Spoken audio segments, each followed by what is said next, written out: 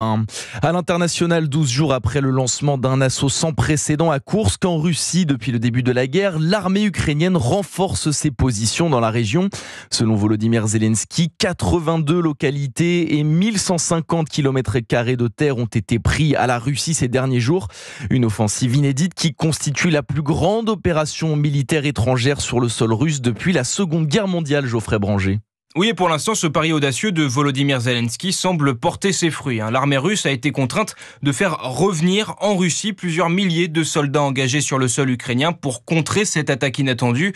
En fait, un des principaux objectifs de l'opération serait de créer des dilemmes stratégiques pour Poutine sur l'affectation de ses forces militaires. Mais quelques milliers de soldats sur les centaines de milliers déjà présents en Ukraine, c'est peu et ça n'aura peut-être pas un impact à court terme sur la guerre.